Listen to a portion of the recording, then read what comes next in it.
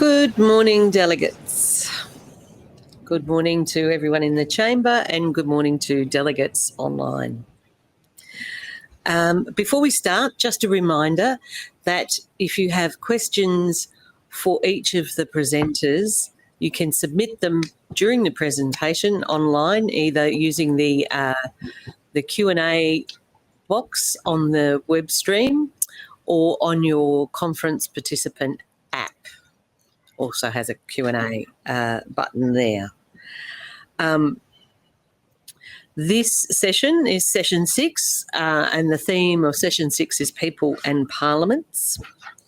Our first address is a virtual address and Q&A, which includes the Honourable Jonathan O'Dea, Mr Ralph Ashton and Ms Margaret Fitzherbert. This is going to be an open session with an overview of the topic and then discussion. The question that the group will be addressing is addressing behaviour and culture. How has your parliament addressed standards of behaviour and or culture? So to each of the panellists, the Honourable Jonathan O'Dea is the Speaker of the Legislative Assembly in New South Wales. He was elected as member for Davidson in 2007 and he was elected as Speaker in 2019. Prior to his election, he was a senior businessman, company director, lawyer, local councillor and statutory office holder. Mr Ralph Ashton founded Next 25, then Australian Futures Project, in 2011 to maximise and share Australia's success across current and future generations. He has a strong track record of conceiving and building non-partisan initiatives to create systems change. Ms Margaret Fitzherbert is the CEO of the Mckinnon Institute for Political Leadership. She's a former state MP and federal government advisor. Prior to her election, Margaret was a communications professional, writer and not-for-profit director. So each are going to make an address and then we'll invite some questions after that. Welcome everyone. Jonathan, I think you're going to lead off, is that correct? I am. Thank you very much, President Alana. And it's great to be with you, albeit virtually, in difficult circumstances. Congratulations to the West Australian Parliament and indeed the CPA on making sure that this forum has gone ahead in difficult circumstances with coronavirus. We understand that. So today, with Ralph and Margaret, I look forward to addressing you virtually with PowerPoint presentation associated with that presentation. I'm in my Speaker's office, which is in the New South Wales Parliament, and we're on the Gadigal land of the Eora Nation, so I pay my respects to their elders past, present and emerging. And today, as Speaker of the New South Wales Legislative Assembly, I will present particularly on the new professional development program for members at New South Wales Parliament, which we launched in 2020, last year, and co-presenting with of our external partners in that program, as Alana indicated, Ralph Ashton from Next 25 and Margaret Fitzherbert from the Mckinnon Institute for Political Leadership.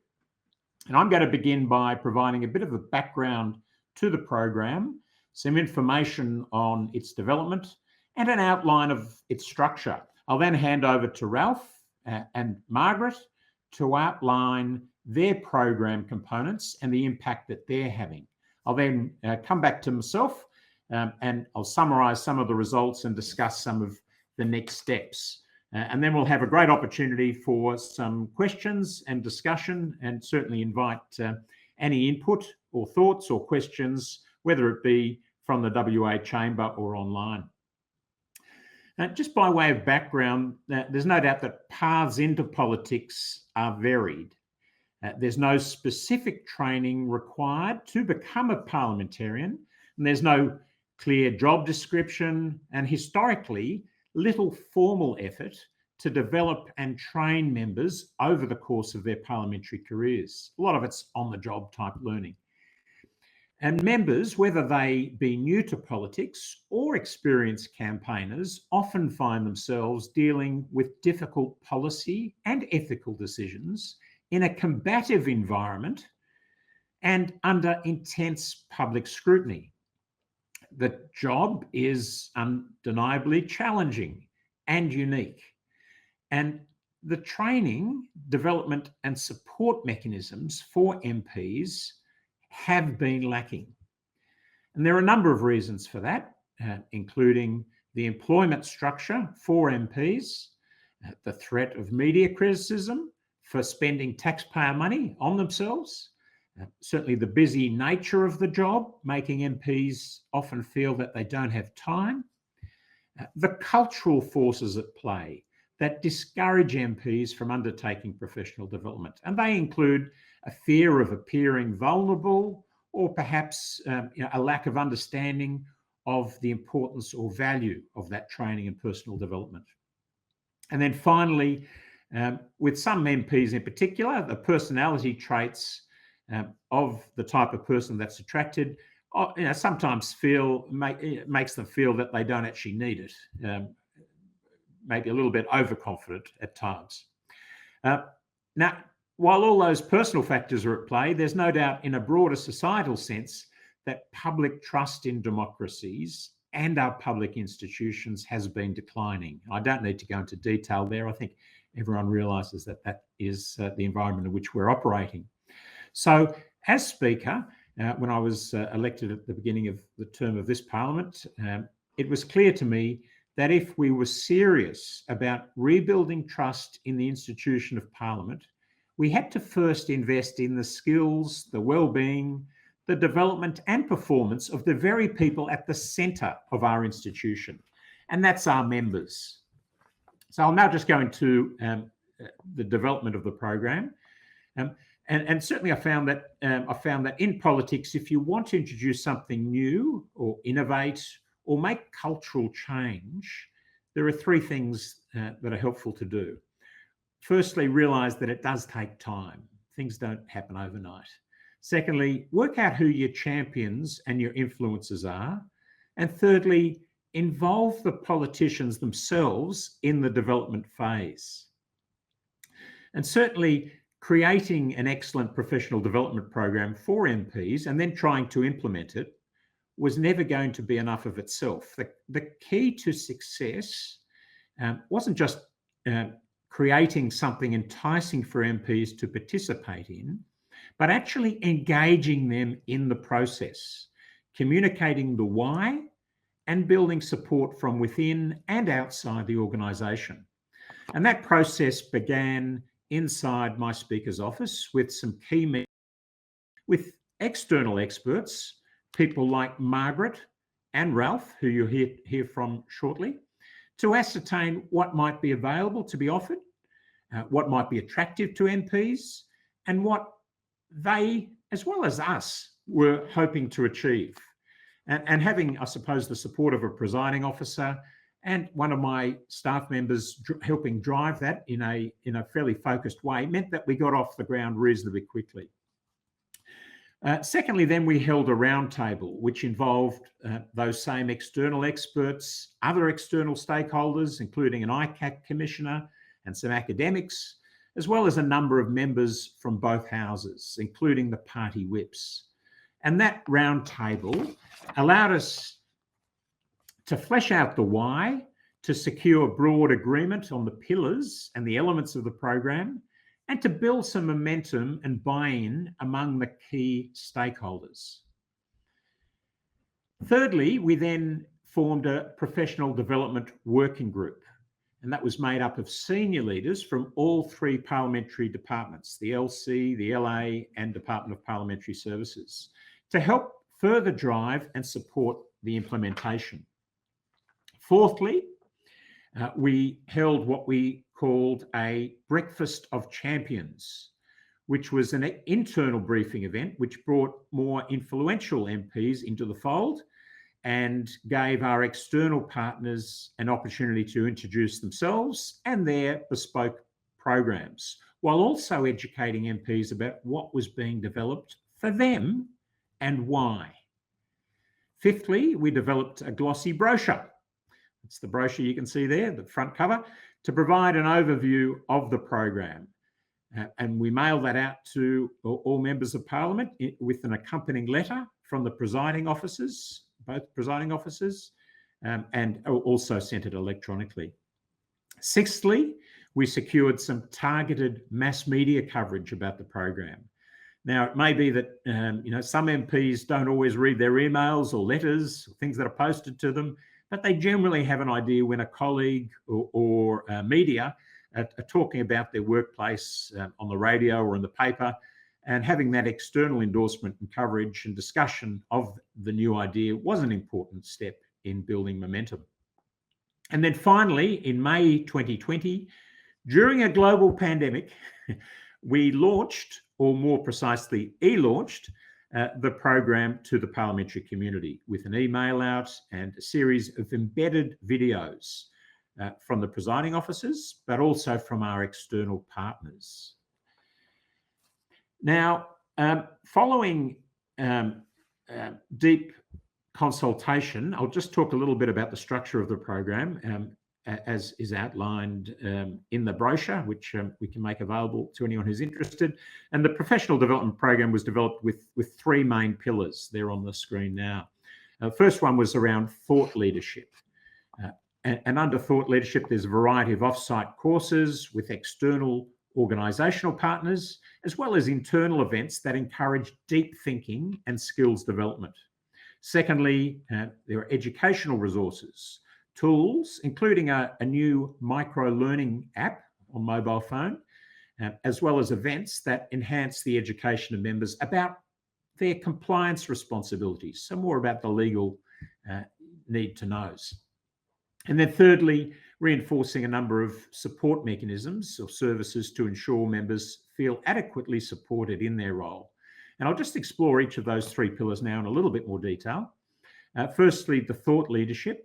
We had external thought leadership events, particularly courses run by our external partners. And in particular, Next 25, and you'll hear from Ralph shortly, the Mckinnon Institute, and you'll hear from Margaret shortly, as well as the Cranlana Centre for Ethical Leadership. And at New South Wales Parliament, every MP has a publicly funded skills development allowance, and that's currently $1,500 each financial year. And we made sure that those three providers offered courses that fit the criteria for MPs to allocate their skills development allowance towards completing those courses. Can I also just acknowledge the generous support of those external organisations in making it affordable within that the confines of that skills development allowance, because it costs more than that, well and truly. In addition, under that thought leadership topic, we had internal thought leadership events, which are the events, both some larger, some smaller, that we host ourselves. And on a smaller scale, we had a series of intimate, cross-party, non-political in that sense, non-partisan thought leadership breakfasts or lunches for MPs with special guest speakers, including past political leaders, top-tier public servants, journalists, community leaders, including Indigenous leaders.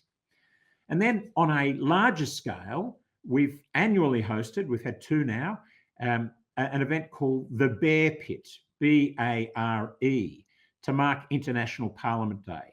And the title's a deliberate play on words, with the legislative assemblies being a fairly vigorous chamber, often known as the Bear Pit, B-E-A-R, but stripping that Bear Pit bear, we have the B-A-R-E, Bear Pit.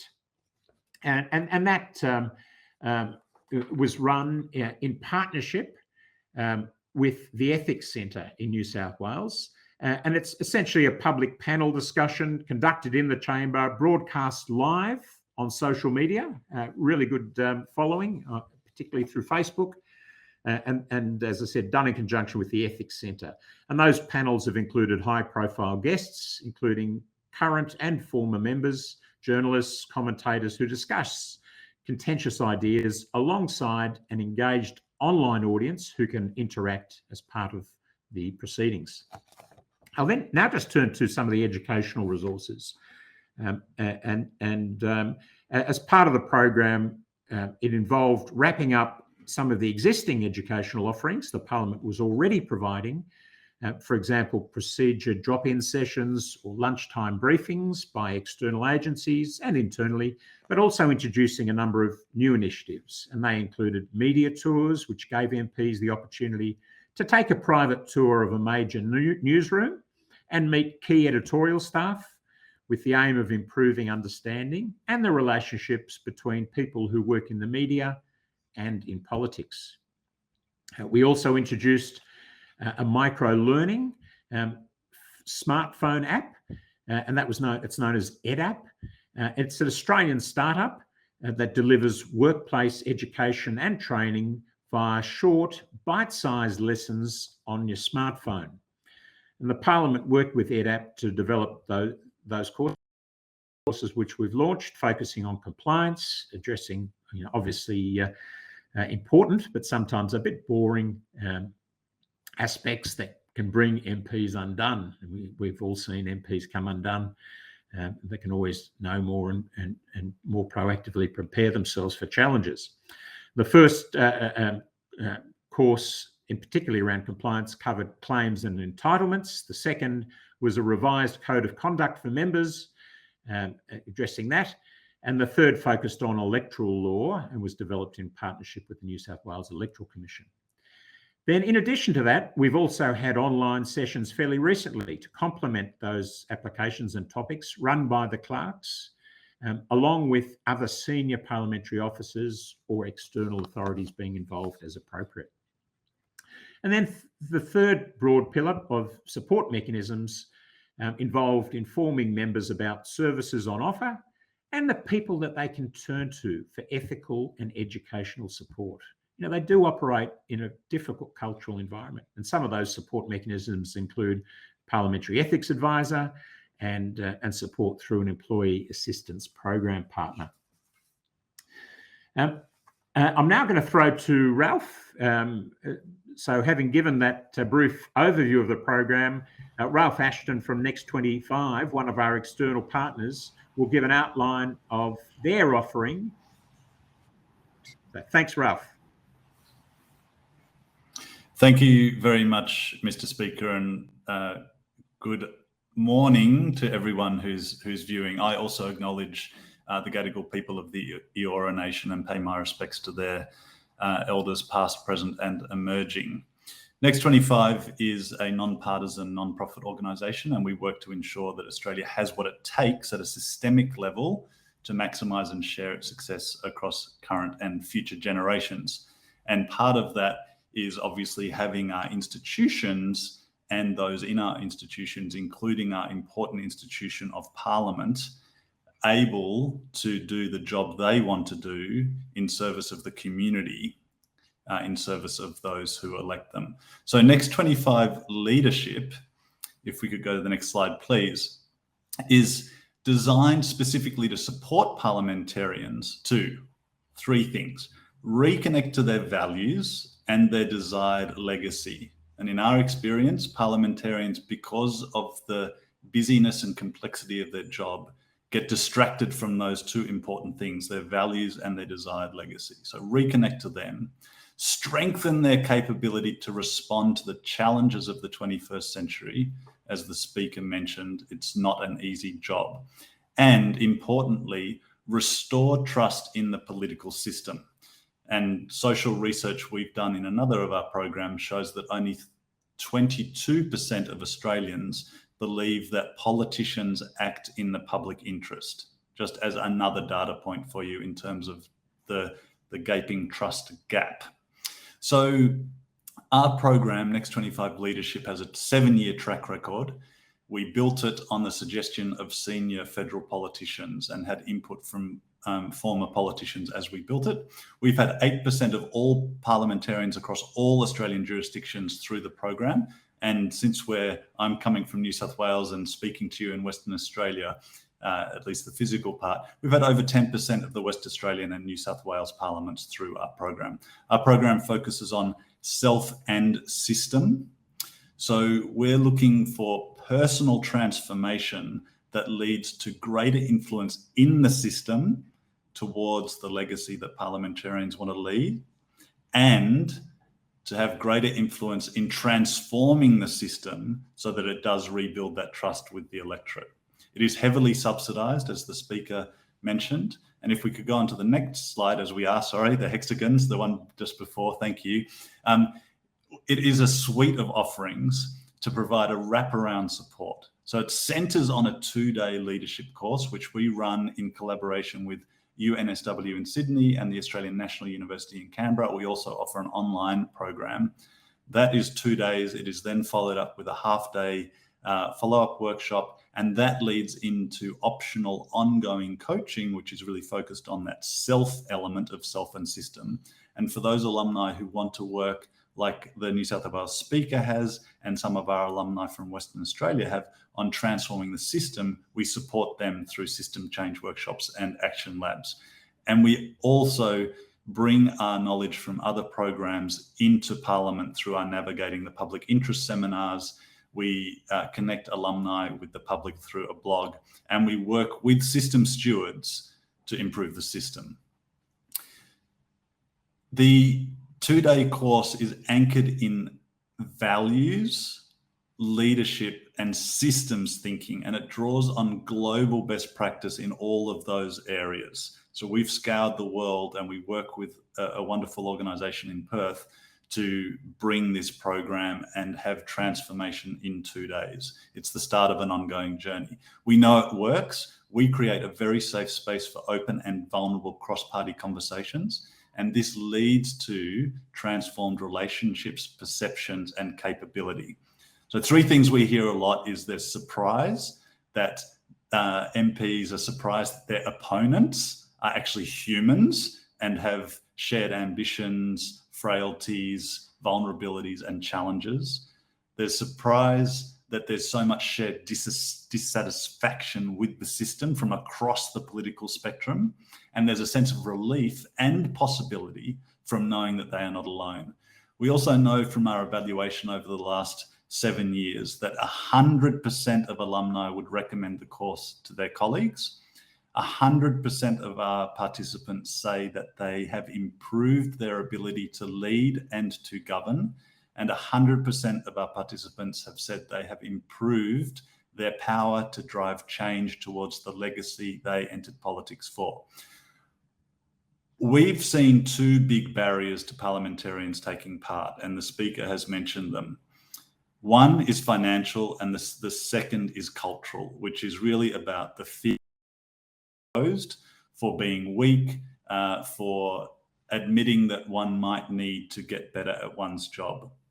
So it's crucial that we continue to work on those 2 barriers, the financial and the cultural.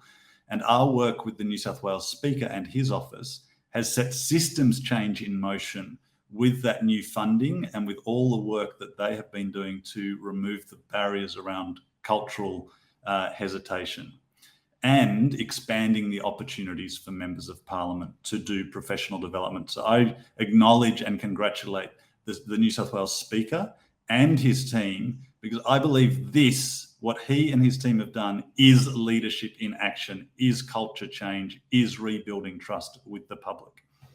So beyond us and beyond Australia, we are learning from and inspiring others in Australia and around the world through our international roundtable of like-minded initiatives. I know this session is going beyond Australia, and we look forward to connecting with others who are trying to do similar things or are doing similar things in other parts of the world. We like to learn and also share our lessons.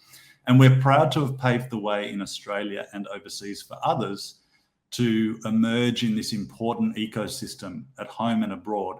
It's a big job to support our parliamentarians who are doing a big job, and we need lots of hands on the wheel. To close, and with the next slide, please. What we would like and invite from you listening and from others is we'd like to work with others in the system to remove these 2 barriers in parliaments around Australia. We'd like to identify and support system stewards like the New South Wales Speaker, and Pierre Yang in Western Australia, who've done so much to improve the system. We want to find and support more of you who want to improve the system. And we want to unearth and co-create solutions to restore trust in politics and democracy, including that very toxic relationship between the media and politics. So Next 25 leadership was deliberately co-created with people and by people like you. And my question for you is, what progress towards your legacy, towards living your values while you're in Parliament, could we unleash by working together with you? So I invite you to get in touch with us at Next 25 to explore possibilities. Thank you for your attention, and thank you for being here, and thank you for the invitation to speak today. I will now hand to Margaret Fitzherbert from the Mckinnon Institute to speak about their important work. Thank you.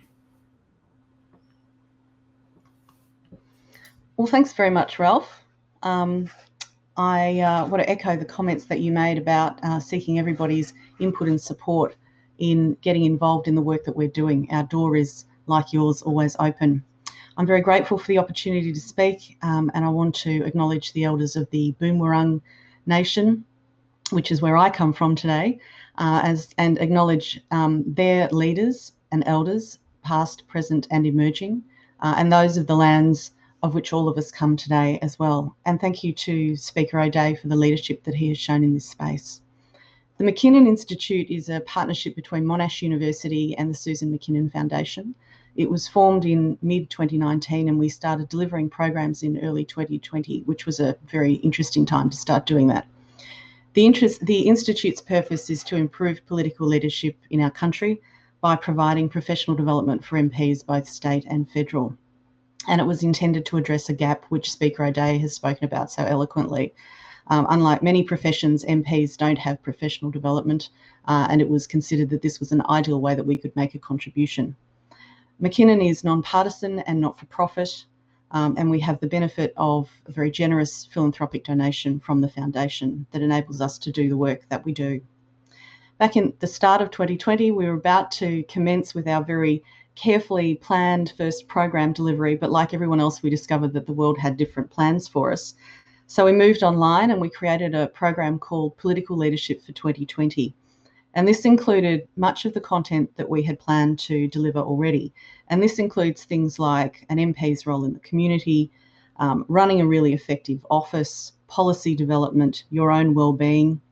We have a session on ethics as part of a partnership with the Cranlana Centre for Ethical Leadership, which is part of the Monash family, as we are.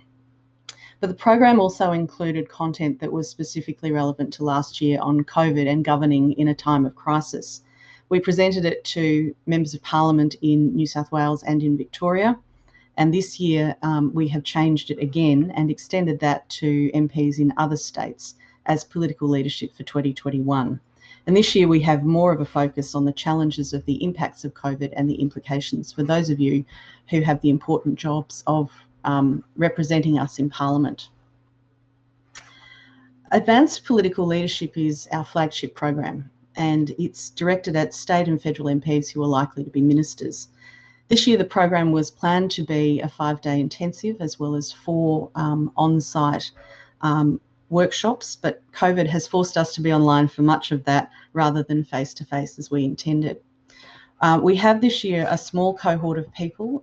We have 17 participants, which is very slightly more than was planned, but was based on the exceptional response we got when we called for applications.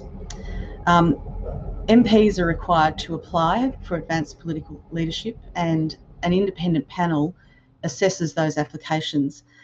This year, the panel was made up of Peter Shergold, Jenny Macklin and Mike Baird, and they found it a very, very difficult choice. MPs pay for their travel costs and Mckinnon pays for the remainder of the costs. I will say a little bit more about that program shortly, but want to add at this stage that in 2022 we'll also be delivering training for new MPs who are freshly delivered.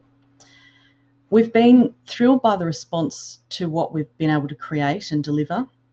We started delivering programs in May 2020, and right now we've delivered programs to nearly 100 members of Parliament from both state and federal parliaments. Could I have the next slide, please?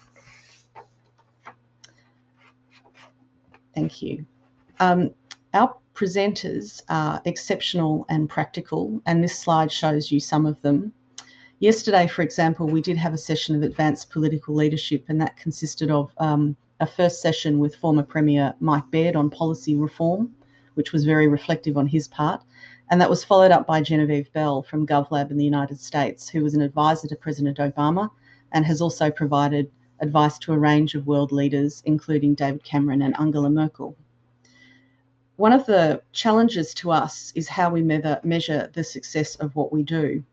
Our programs are based on extensive research with people like you, people who have worked in and around parliaments, and we rely on that research before, during and after the delivery of a program to ensure that it's as good as it can be and as relevant as it can be to the people who use it. And we do get exceptional responses when we measure the feedback from the people who've participated, and we use this to improve what we do.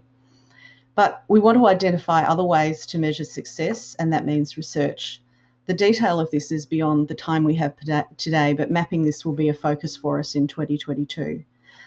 My final message to you today is that I'd like you to consider applying for advanced political leadership in 2022, or identifying someone you know, a colleague who you think would be suitable. We'll call for applications next year, and the course will commence in June at this stage. I understand that there'll be some time for questions later, so right now I'm going to hand back to Speaker O'Dea.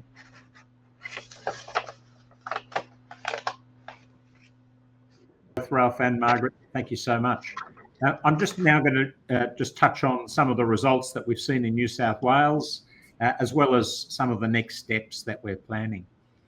And despite the difficulties of a pandemic, the program has resulted in about 20 MPs, or at least 20 MPs, completing the next 25 course. There's been about 20 MPs complete the main Mckinnon course, with another 3 chosen among those 17 that Margaret mentioned to complete the longer advanced political leadership course. We've had 6 MPs enrolled to complete the Cranlana course on ethical leadership, and we've had an average of 20 MPs per session attending 9 internal, fairly intimate and interactive thought leadership events with guest speakers. We've had mass media coverage and online viewership in the thousands for the 2 public thought leadership events known as the Bear Pit, which I mentioned, live streamed in partnership with the Ethics Centre. We've had about 24 MPs attending 2 separate media newsroom tours. We've had delivery of the micro-learning compliance courses on claims and entitlement, code and conduct, and New South Wales electoral law, and they've been built by that mobile phone app I mentioned. We've had 77 users download the app, and 18 have actually fully completed the courses to date. It's a challenge to get people to actually finish it all, but it's ongoing. We've seen new partnership established with the University of New South Wales Law Faculty to develop tailored courses in parliamentary law. We've seen a renewed focus on professional development of MP staffers, including the development of new online training days, allowing staff to put their skills development allowance, because staff get an allowance of $500 a year, and that can be put towards tailored and relevant training. And we've also seen a continuing of the normal activities which did exist in the Parliament prior to the program. There are a few things that I'd like to see happen next. Firstly, you'll note that partnerships have been absolutely key ingredients to the success and quality of the program. And at this appropriate stage, I again just want to extend my thanks to both Ralph and Margaret. I've personally completed both of their courses and can thoroughly endorse them and commend them on the great work that they're doing. But on Tuesday, we heard from Stephen Twigg and the UK Secretariat about the UK Parliamentary Academy. For those of you who didn't hear that overview or aren't aware of it, certainly given the launch of that CPA professional development offering out of the UK called the Parliamentary Academy, There's no doubt that there's a lot of professionalism and great work that's gone into that. And I'd like to see how in the New South Wales Parliament we can now further support and leverage that offering here as well. Now, secondly, one of the challenges for the will be trying to embed the program that we have developed and the stewardship within the departments of the Parliament, rather than having it driven out of my office with support from all those departments. We've got to make sure it's seen as something which is part of the furniture. Initially, it was appropriate to drive the initiative from my office, but it's got to now be embedded within the Parliament as a whole. And then thirdly, we've got to continue to drive cultural change. And that's through programs like this. It's about behaviour in the chamber, and presiding officers obviously have a responsibility to try and see positive cultural change in the chamber. It's not to say that we don't want vigorous and rigorous debate, but also promoting that culture with staff, whether they be more political or support staff, and also with ministers, not just backbenchers. And the minister's role goes to the executive arm of government more so, but it has an overlap with the Parliament, obviously. And then finally, having put most of our focus on the development of members, I've also asked Parliament, indeed they are focusing more on development of our staff as well. And as I mentioned earlier, we've already started developing our own bespoke courses for members' staff as well as Parliament staff. Some of that existed already, but we've also, as part of that, held 2 media training sessions recently during lockdown, and the feedback for those was incredibly positive. And those sessions clearly engaged people and were directly relevant to their jobs. Staffers and also MPs really don't have a lot of idea of where best to look for training or whether it will suit their needs. So some of the partnerships that we've developed provide a tried and tested and guaranteed way of improving their personal and professional competencies. So developing those programs with top talent and tailored content, we have made it easier for staff and members to undertake training and to develop their careers. That's enough from me. We've got a fair bit of time for questions and answers or comments from the floor, and so I'll hand back to Alana or whoever's going to facilitate that Q&A session. Thank you. Thanks very much, Jonathan, and thank you to each of the presenters for a very interesting rundown of the courses and how it operates. First of all, I'll just check with the floor. Are there any questions from the floor about to the panel? No, I have a few online, which I'll work through slowly. So people who have submitted your questions online, if I don't cover exactly what you're asking, please don't hesitate to quickly drop us another Q&A email. So there has been some discussion from each of you really about that it's been that each of your trainings have been good, effective, welcomed by the participants, but probably would be very interested in hearing, and this is from, excuse me, Senator Sue Lyons, Deputy President of the Senate, Australian Senate, interested in what measures of success you use in each of your programs. So Next 25 and Mckinnon Institute, what measures of success do you use, and how is that conveyed to potential participants? So we'll start, I think, with the Mckinnon Institute. Okay. You'd like to, yep. Sure, thank you. Very good question, one that we grapple with regularly. We seek feedback from the MPs who do the programs on every session, and we ask for feedback on components of each session, as you would expect. So the content, the learning outcomes, the presenters, etc. And they're asked to give a marking based on that. We often follow up directly with people as well, and seek to sort of get some more meat on the figures, if that makes sense. But these are measures essentially of participant experience and their self-assessment. What we're looking at, and I alluded to this in the presentation, is something that's deeper than that, that is able to demonstrate some form of change that's externally assessed. That's not an easy question. If it were easy, I think it would have been done by now. But as a first step in terms of trying to establish some cultural change, the fact that they are turning up and that they're continuing to turn up as well. We have run programs that have 8 sessions, and we've had, a 95% attendance rate, and people are not attending for very good reasons in most instances, because something completely reasonable has prevented it. So there are these sorts of measures as well, but there is a much broader question about how you measure impact as well as a participant's response. As we are starting, that is something that's going to take a little time.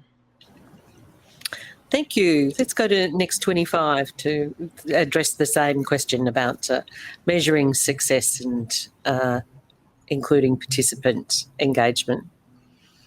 Yes, thank you. I'd echo a lot of what Margaret just said. Everything we do at Next 25 is, we don't expect necessarily to see results quickly. We're here for the long term, and some of these things we're doing around system change will take years and decades to actually filter through. So the question of evaluation at a deep level, which Margaret mentioned, is a really live one for us as well. And Margaret, I'd welcome an opportunity to work with you on developing some metrics of how we can measure that success. We also, as I pointed to, engage our participants both immediately after the 2-day course and on an ongoing basis in terms of whether they feel they have improved their capability and whether they have done anything differently since coming on our course and being involved in our coaching programs and our support programs, for instance, that we ran during COVID as a helpline. So we have evaluative data. We have goals that we are aiming to get to in terms of the self and the system that I talked about, that the individuals come away better able to be the parliamentarians that they want to be, and that they are improving the system and the community's view of the political system. So we have those goals and we're measuring against them, and we do evaluations every year as well. But it's a very good question and something that we want to get better at as well. Thank you. This next question is directed to Speaker O'Dea. While we've heard about evaluation from each of the programs from Ralph and Margaret, how does the New South Wales Parliament choose these programs as part of your overall professional development for your members and staff? So what were the things that stood out for for the New South Wales Parliament in each of these that effectively made you recommend them to your Parliament and to members of the CPA? Sure. So firstly, I have to acknowledge Next 25, albeit under a different name, existed prior to our program. But it had only been a course which was undertaken by one person, and that was myself. So that had an impact on me in a personal sense, and helped me think about having then become Speaker, which was after I did the course, how I could help other members of Parliament have that same experience. Mckinnon Institute, in conjunction with Monash, the timing was right, and we became aware of what they were doing, including through a senior former member of Mike Baird's staff, Matt Crocker, who's worked with Mckinnon Institute. And Mckinnon again, has a wonderful vision of trying to improve the system, as does Next 25. So those two organisations complemented each other. They don't duplicate, and they're talking with each other to make sure that they're complementing each other and providing different offerings. Then again, Cranlana is another core component which focuses more on ethical leadership in a perhaps more discussion and theoretical way. But again, they provided a distinct but complementary offering. We then thought, okay, where we're missing a little bit is more on the dry compliance, legal responsibility stuff. And then we looked around and thought, how can we present that in a more engaging and interesting way? And that's where we went to with EdApp and wanting to provide that in a smartphone technology way. Now, some of the frustrations are that while lots of members of Parliament have undertaken all these courses, there are still lots of them who haven't done anything. And some might say that those that most need to do it are those that don't voluntarily choose to do it. We can't make these courses compulsory. Leaders of parties can encourage people to do it, and the whips have really got behind it and encouraged members of their teams, their parliamentary political parties to do so. But we're continuing to look around. And as I said, the CPA offering out of the UK, in my assessment, albeit superficial at this stage, is that that's a fantastic resource as well, which we'll look to integrate into the offerings going forward. Thank you. Thank you, Jonathan. Here's a question from Irene Previmentakos. What proportion of women have undertaken the course? So I'll start with you, Jonathan, and you might direct part of the answer to Ralph or Margaret. So with the overview of New South Wales, for example, sure. What proportion of women have undertaken the course? Given that the number of women is proportionately lower in the Parliament, I would say women have been overrepresented. And that's perhaps not surprising in the sense that I think women are generally a little bit more reflective, a bit more open to, I think, in my view, open to opportunities to develop, both personally and professionally. But probably and I'm giving you anecdotal feedback. I know we have done the analysis, but I just haven't got it to hand. I would say that the involvement has probably been about even, but proportionally, given the number of females relative to the number of males, there's probably been a greater percentage of women, albeit total numbers have been about even. I don't, Margaret and Ralph, your perspectives?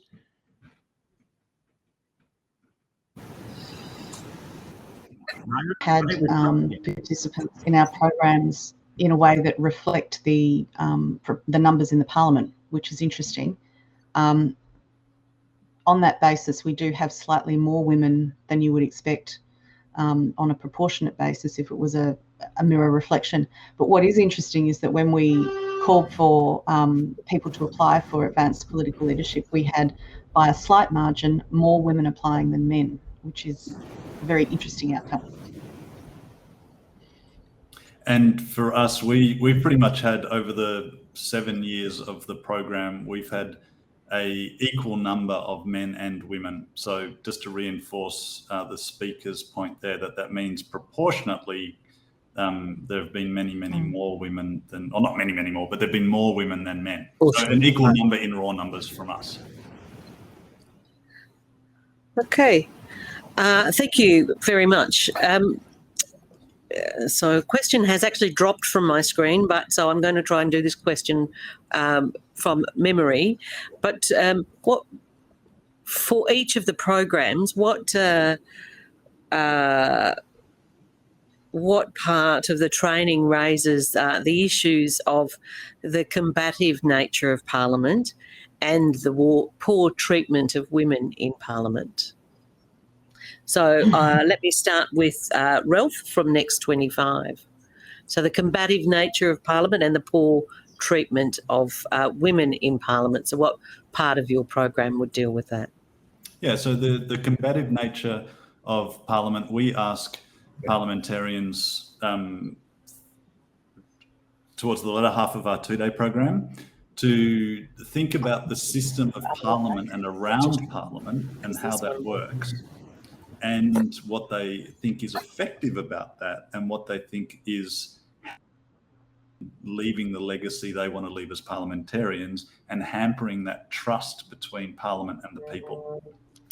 And while parliamentarians generally acknowledge the need for some level of, for argument, because that's what Parliament's there to do, to discuss issues, they almost to a person say that it is gone way too far, they don't enjoy it, they don't like it at a personal level, it's not aligned with their values, and that it's not necessary in terms of getting to the nub of difficult issues and getting Parliament to work out what it's going to do. So we bring that up deliberately in having the parliamentarians think about the system of Parliament as it is, how that marries with it being effective, how that marries with their own personal values, and then what could be done about it, which we take into our work on the system and encouraging parliamentarians as stewards of the system to improve the system.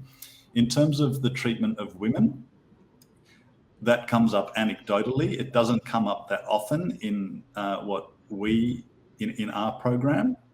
And that, as I say, that's in the context of us always having, or over the life of the program, having had an equal number of men and women in the program. It'll be interesting to see what happens in coming programs, but that, yeah. So back to you, President, or to Margaret. Let's go to Margaret to see if Margaret would like to add or make a contribution on the issue. I talked about two of our courses today, APL and the PL series. It comes up in Political Leadership 2021, as it is this year, most of all in a session that we do on resilience and wellbeing, and that's been delivered by former opposition leader John Brogden and also a sports psychologist from the Institute of Sport in Canberra. And it's very much an examination of lived experience of the stresses of Parliament and the kind of stresses that are involved in work outside of the Parliament as well. And some professional guidance from a really well qualified sports psychologist who has dealt with people with, bizarrely, very similar sorts of situations, leaving aside the general issue of fitness and diet. So inevitably, the treatment of women comes up in that discussion when people talk about the kind of experiences that they are dealing with and seek to sort of get some sense of how to respond to that and how to deal with it. The other place that it comes up very deliberately, we have a session early on in advanced political leadership, which this time was led by Sam Mostyn, which looked at the gender issue in terms of Parliament, but also more broadly as well. So I'm going to do one final call for questions. Please come to the table. So this is the Honourable John Dawkins, President of the Parliament of South Australia. Well, thank you very much to all of you for your presentations today. And in South Australia, we are very close to the development of a people and culture unit. And I think as that, and I won't be there for when that develops next year, but I've been very keen that we get on with that. And I think a lot of this work is very relevant to that. A couple of other comments before a question, and that is that I think that one of the things I see, having been in the Parliament for 24 years, is the emphasis on the standards that Parliaments can have. And I found that when I became President, I was keen to restore some of the things that some of the people there had never seen, and they had never realised how well the chamber could operate. And so I think incrementally we've been able to do that since I've been in the chair. And I commend those comments about having people like John Brogden and and others involved in the stresses and strains, because in my work in suicide prevention, I've had to deal and help assist a number of members of Parliament with their own struggles, but who have had suicides in their own personal families. So I think that's something that is really important. But my question is, that was a long explanation. My question is basically about the to what extent in your programs is the element of friendship across the aisle stressed, because I've found that to be gratefully beneficial to me, and I have a lifelong friend from the left wing of the Labor Party who we came into Parliament, Steph Key, who we came into Parliament together, and we're great friends, but I've got lots of other great friends across the aisle, and I think that's something that some MPs come in today with the view they'll never make a friendship on the other side. I'm interested in any comments. Very good question. Thank you. John, let's actually start with Speaker O'Dea to see if you can make a quick contribution. We've got a few minutes left in response. Thank you. So look, I think the nature of all these types of reflective and exercises where you contemplate in terms of what you want to do in public life, they necessarily open yourself to, you have to open yourself to a vulnerability. And as part of that, you have to trust those that you're doing it with. And my observation is that wherever people come from, whether they're Liberal, Labor, male, female, whatever religion, whatever racial background, we're all in politics to make a difference and a positive impact. And when you undertake a journey together, I think you build an understanding and a trust which is enduring with people when you go back into that political environment. So I think one of the real achievements of the program is to promote a greater understanding and trust and working relationship between all sorts of people. Don't label people on gender or on political background or race or religion or all those things. We ultimately have a lot in common, and these exercises help us realise that. Thank you. Thanks. Let's go to Ralph Aston from Next 25 to round out with an answer to that question. Thank you. I echo what the speaker has said, that there's surprise often from our participants, as I said, that the others are humans and that they have the same, that they actually want to serve the community and get things done just like they do. And there are many comments made about how important it is to have relationships, even if not friendships. I don't mean romantic relationships, relationship, if not friendship, with people across the aisle, including to get good policy outcomes. And in fact, our alumni formed self-formed groups to stay together across party lines after the programs. Okay, thank you. And let's conclude with Margaret Fitzherbert from the Mckinnon Institute. Thanks. One of the reasons we wanted to bring people from, different parties and different places together in our programs was to encourage better relationships and indeed some friendships. And it's been a disappointment to us that we haven't been able to do that face to face, because I think that's where the real relationships actually kick off. And in fact, I had a participant in APL say to me last week that was one of his few regrets with the program, because he was really keen to get to know some people quite well on the other side. You tend to do that when you go away together and spend a big block of time together. I should say, on the positive side, we have never had any sort of conflict or partisan unpleasantness in the programs. You would hope that would be the case. We did talk a bit about what we would do if anything happened, but everyone who's participated has done so in the right spirit. Okay. And I think one final question. It's from the Honourable Letitia Quibivari. Sorry, Letitia, for my dreadful pronunciation, from Fiji. I'd like to thank the speakers for their most informative and interesting presentation on the New South Wales Legislative Assembly to support members of Parliament to be more effective as MPs, as well as leave their legacies as MPs. that part of their presentation on providing in-house programs where people from communities, including the First Nations people, gather in Parliament and given interesting programs to understand the work of the Legislative Assembly and in particular politics and the media, is an eye-opening one. My question is, how can other MPs external to Australia can apply and benefit from these programs? Let's start with Ralph Ashton from Next 25. We run a international roundtable with initiatives that we found around the world. So when we started, we went and looked all around the world, including Harvard's offering to US congressmen and women, and we learnt from them and tailored our course based on their lessons. And we're very keen to share our lessons and to inspire and support others around the world to do the same.